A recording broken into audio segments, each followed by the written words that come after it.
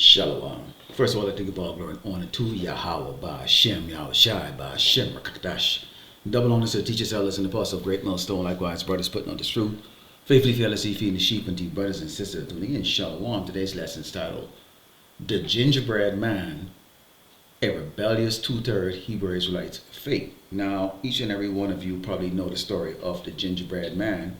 You know, how he got up and ran, and along the way he came across a lot of different characters that posed a danger to him, but because of his ability to run real fast, you know, he was able to escape, and this made him cockier and cockier and cockier, you know, similar to how you see the two-third Jakes are out here in Great Babylon, America, which is the reason why they don't listen, okay, to the message that's coming from the prophets that are sent by Yahweh, by Hashem, Yahweh Shai. Now let's take a look at the characters here.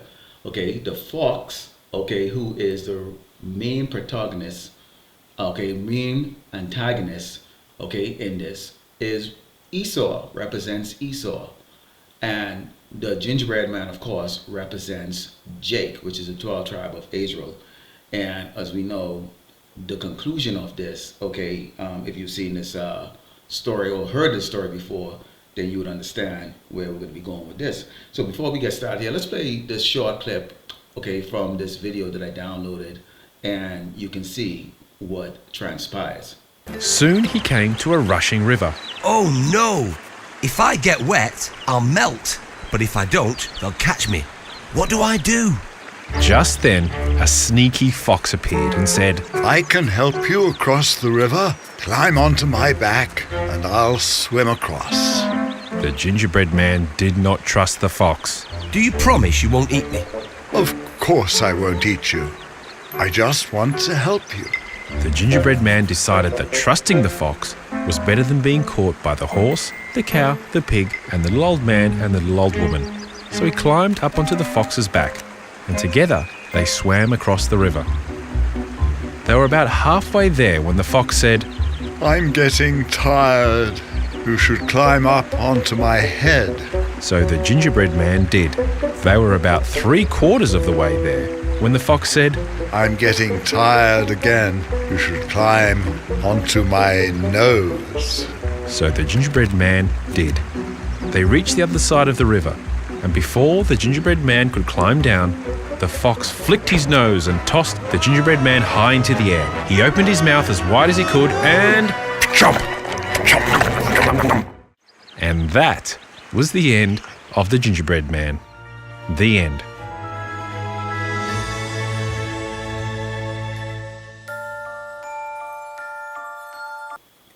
And as you saw in that video, okay, the gingerbread man, which represents the 12th tribe of Israel, okay, Jake, the two-thirds, okay, met his demise at the hands, okay, or should we say the snout or the mouth of the sly fox, which represents Esau.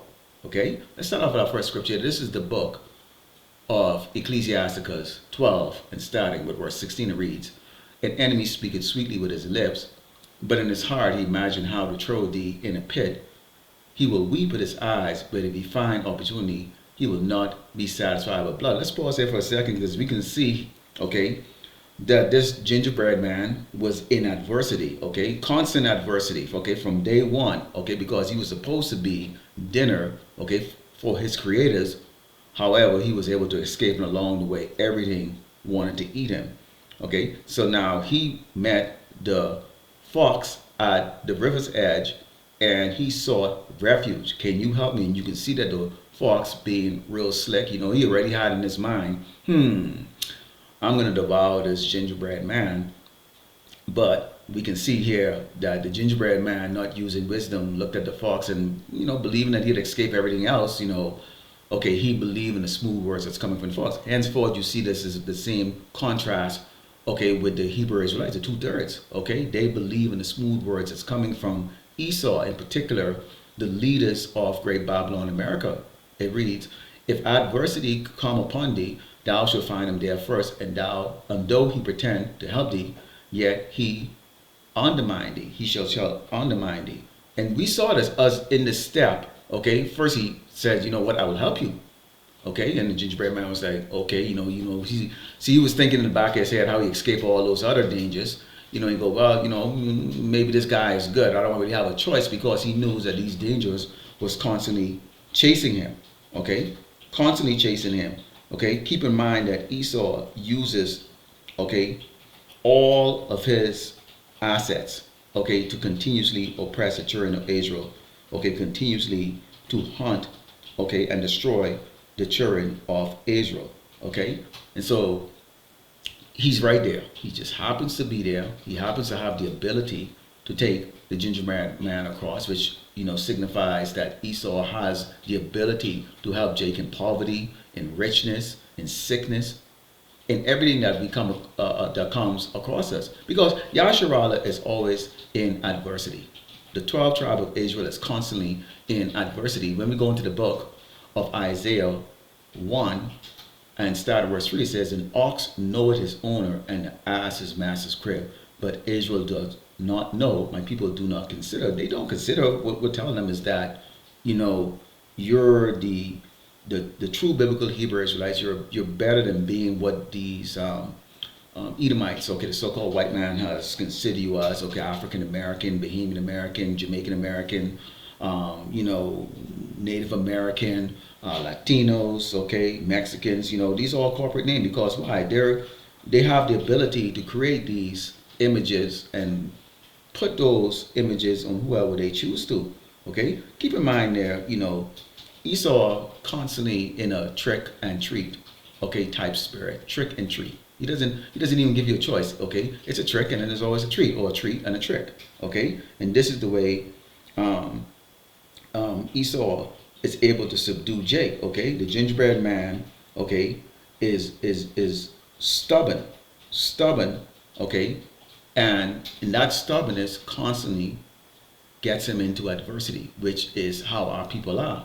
Okay, they don't consider that they belong to the Most High. It says, a sinful nation of people laden with iniquity, wickedness, a seed of evildoers, children that are corrupters.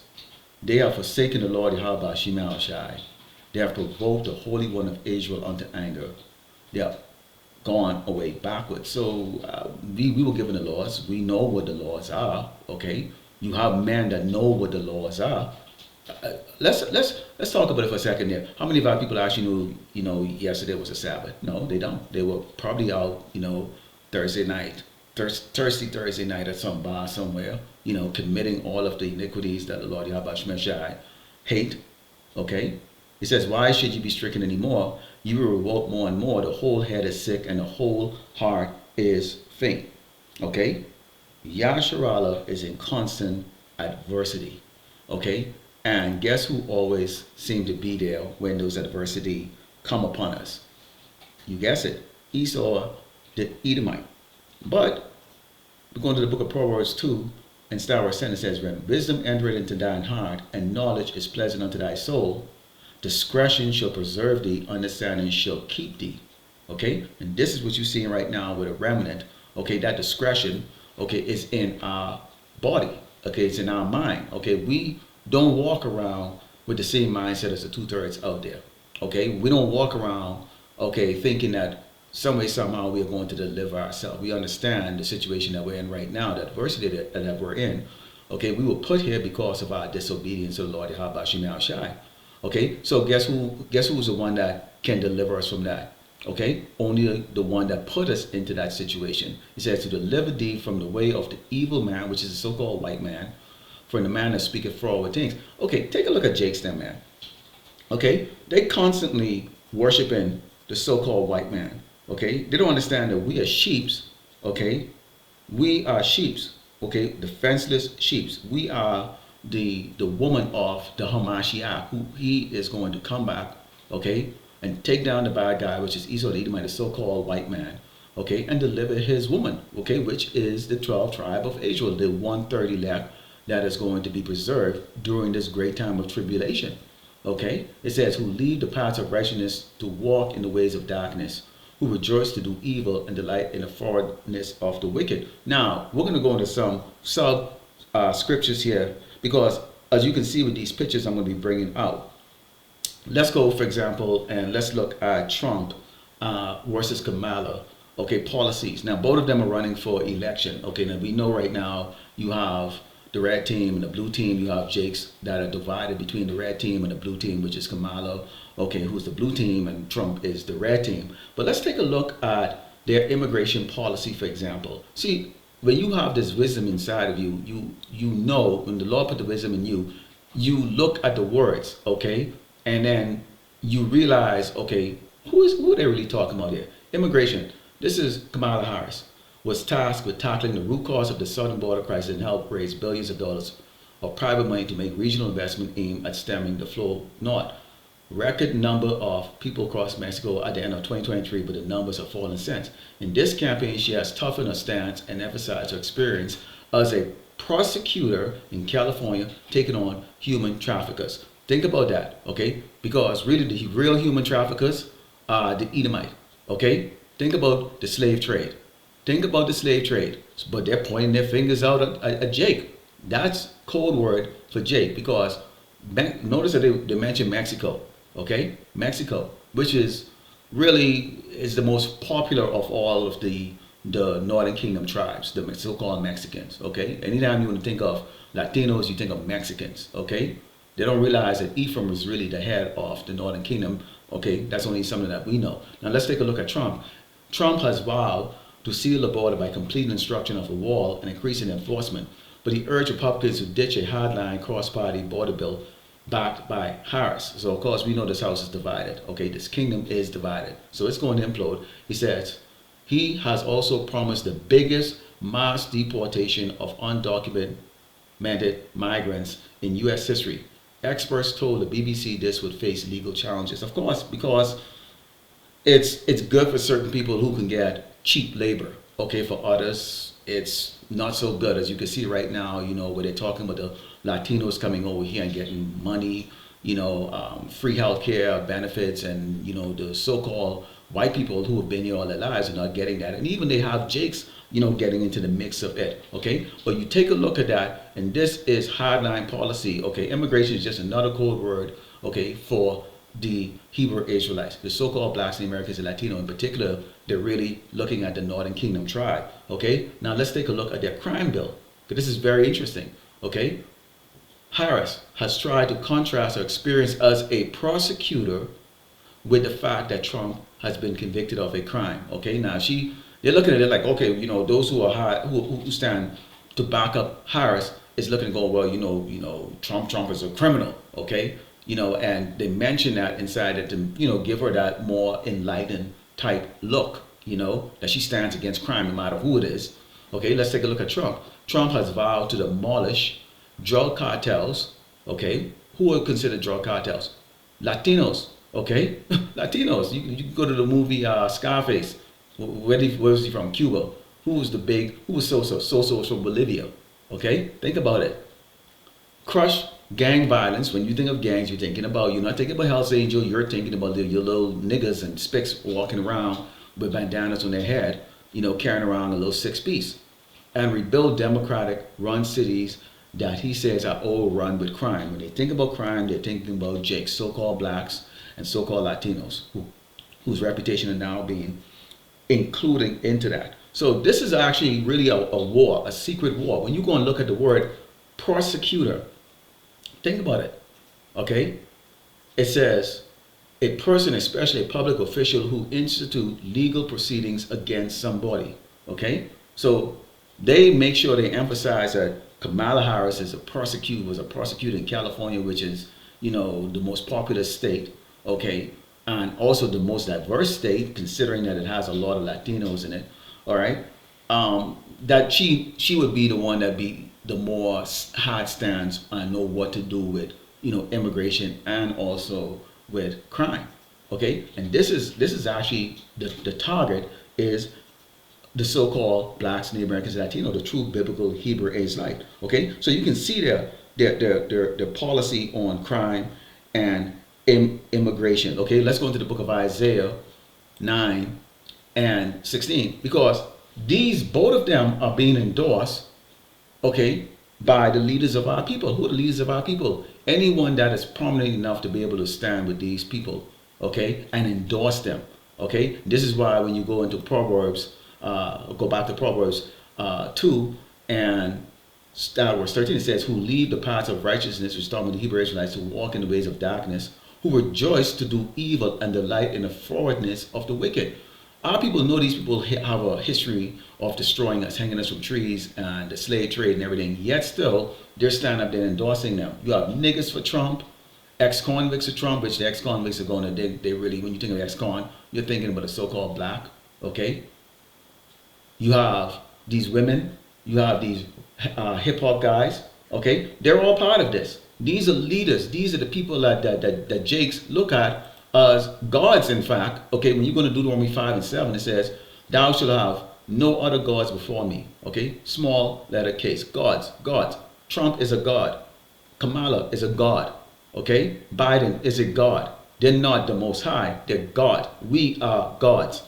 Okay, Lil Wayne, all of these characters that are endorsing these, either Kamala or they're endorsing Trump, those are gods. And our people, being, a people that's rebellious, broken in the mind, okay, worship these people. See, it's like a catch-22. Okay, let's take a look at the meaning of the word catch-22, because you probably might have heard this. You probably don't know what it means. It says a catch-22 is a paradoxical situation that's impossible to escape because of the contradictory rules or limitation. Okay, and it tells you the term comes from Joseph Heller's 1961 novel Catch-22. Okay, so when you look at the Gingerbread Man, for example, he was in a Catch-22. He had to escape everybody. Okay, because if he didn't have the ability to run real fast, he was going to be eaten by either the cow or eaten by the people, okay, or the donkey that was going to chase him. Everybody was chasing after him because they wanted him. He was delicious looking. They wanted him. Henceforth, you can see the children of Israel right here. We don't have anyone to run to, okay? So we have no choice but to do what? Let's go into the book of Deuteronomy 28 and 48, because this is pivotal that you understand this, okay? This is Deuteronomy 28 and 48. It reads, "Therefore shalt thou serve thine enemies, which the Lord, Yahweh Shai, shall send against you." Who's sending the enemy against us? The Lord, Yahweh Shai. He was the one that told us we also not to have any gods before him. We are not to serve other gods. Okay? It says, "In hunger and in thirst and in nakedness and in want of all things, and he shall put a yoke of iron upon thy neck until he have destroyed thee." This is us. Go around. Why do you think these other tribes look down on us? You see any corporation owned by Jakes? Nope. You go in there's any town that looks nice, that's flourished with tourists, that's owned by Jakes, so-called blacks and Americans, Latinos? No. We are viewed as people who have been here for centuries and have nothing to show for it.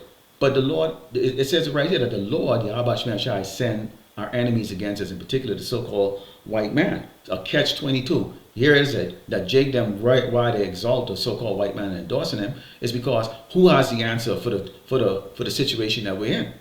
We are in a situation that we can't get the hell out of, okay? We need to go to the white man for jobs, for food, for clothes, for housing, for the driver's license, to get married. Every doggone thing you think of. We have no power in our hands at all. We have to go to this man for everything. And who put us there? The Lord Yahweh Shai. So it is a catch-22 because we have these rules, okay, that the Lord has imposed on us. Yes, still he put us in a situation, okay? Now, this is what you see this gingerbread man caught himself at. He was able to escape everything. And this is what our people are constantly doing. Before we came into the truth, and I can speak for myself, I tried everything. You tried the education, you tried to walk like these people, you tried to talk like them, to be like them, everything to try to get out of the situation that you're in because you didn't understand. You're put into this situation because you're rebellious and you're wicked, all right? So when you look how the gingerbread man, he had no choice, okay, and in his case, all right, which is the 2/3, he represents the 2/3, okay, he had no choice but to get on to the back of the fox, okay, and what did the fox do? He took him deeper and deeper into the water and kept changing. This is the way Esau does too. This is why you see so many different laws come. Okay, one minute you have this law, next minute you have this law and all that those laws. Because the end goal of Esau is to destroy Yasharala, us so-called blacks, Americans, and Latino. Okay, that's the end goal of the so-called white man. Just like it was the end goal of this fox was to eat this delicious gingerbread man. Okay, however, there were those who actually was able to get past the catch-22. When you go into the book of Proverbs 3 And Psalm verse 5 it reads, trust in the Lord Yahweh Shema Shai with all thy heart, and lean not unto thine understanding. If you lean unto your understanding, you look and go, how the hell the Lord can tell us to not have any other gods and don't trust a so-called white man and don't do this and don't do that. Yet so he put us in no situation like that. And this is where the 2/3 have the rebellious spirit. Okay? It says, in all thy ways acknowledge him, and he shall direct their paths. So we can direct our paths. Hey, there ain't nothing I do in life, but I don't say Lord's will. I don't control my life or the bread that comes out of it, or even me taking a dump. Okay, the Lord actually controls that. It says, be not wise in thine own eyes, fear the Lord Yahweh Shemash, and depart from evil. So you have to do your best. In this catch-22 situation, and this great Babylon America is a catch-22 situation for the children of Israel. Okay, so let's go into the book of 1 Peter 5 and 8. Okay, because Esau uses everyone. He uses the Chinese, he uses the Japanese, he uses Jakes, he uses the Latinos, okay, which is Jakes too, okay, the Hamites, okay, he uses Jakes. Look at it. You can see. Look at and Jake think that's great. Because why? If you have the rebellious spirit and you're in that catch-22 spirit, then you're gonna be thinking this is the way we have to go. We got no choice. This is impossible to get out of. 1 Peter 5 and 8 reads, be sober, be vigilant, because your adversary, the devil, which is a so-called white man, as a roaring lion, walketh about seeking whom he may devour. Okay? And he uses every factor. That's the reason why you see when Jake is thinking, when this gingerbread man was sick thinking, he knows he should not be dealing with that fox. Everything else was trying to eat him. And you can see in the back of his mind, he's thinking, yeah, you know, I escaped this, I escaped those, like that. So in the back of his mind, he's like, well, I could probably escape this guy too. What is he going to do? Okay? So I sit on his back, his mouth is up there. He can't do nothing to me, you know, but he didn't understand. Okay? Just like how Eve was deceived in the garden by Esau. Okay? We know the metaphor of the snake. Okay? Which is Esau. Okay? The fox already had a plan. And that's Esau. Esau is already 10 steps ahead of Jake's. Let's go to the book of Ecclesiasticus 12 and start verse 10. It reads, never trust thine enemy. Who's our enemy? The so-called white man Esau. For like as the iron rusteth, so is his wickedness. Though he humble himself. Did you notice that the fox, he was all humble? We see that likewise with these politicians. They look all humble, smiling, taking pictures and selfie. Boy, they're good. I mean, they're damn good. These aren't the ordinary Edomites you walk up to every day or who you deal with every day. I mean, look, these are the people. These are people, you know? People everyone on earth knows. Okay? So the same thing with this fox, man. He was like all cool and humble, like, hey, I got your back, man. I understand. They're trying to hook, you know, trying to get you, but I got your back. He goes, though he humble himself and go crouching, yet take good heed and beware of him, and thou should be unto him as if thou hast wiped a looking glass, and thou shalt know that his rust had not been altogether wiped away. Had the gingerbread man had any type of wisdom, he would know, like, hey man, the fox, they're called what? They're known as sly fox, okay? They're known as sly fox, they're sly, okay? Sitting with Esau. Esau's disguised as a snake, you know, it was called a snake, slithering snake, you know? Everything he does is going to be smooth, man. You know, it's going to be smooth. He talks smooth. He walks smooth. This guy is smooth because he has it all. So, okay, so he can create that illusion to any Jake that's walking in darkness. It says, set him not by thee, lest when he hath overthrown thee, he stand up in thy place, neither let him sit at thy right hand, lest he seek to take thy seat, and thou at the last remember thy words, and be pricked therewith. Who will pity a charmer that is bitten with a serpent, or any such as come nigh or wild beast? This doggone gingerbread man think he was a charmer. Take a look at him. He was cocky. He was like thinking in his head, I escape everybody. I'm fast.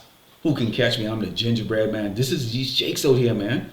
They think like, you know, I've escaped adversity despite the fact that, you know, I'm a so-called black man or a so-called Latino man or Native American man. Okay, I get Esau, man. Esau. I get Esau. Okay, I run the show. This is Jake's, and this is why you see they believe they can walk hand in hand and step. Okay, with someone like these Edomite. Okay, Esau the Edomite, the so-called white man. These powerful men.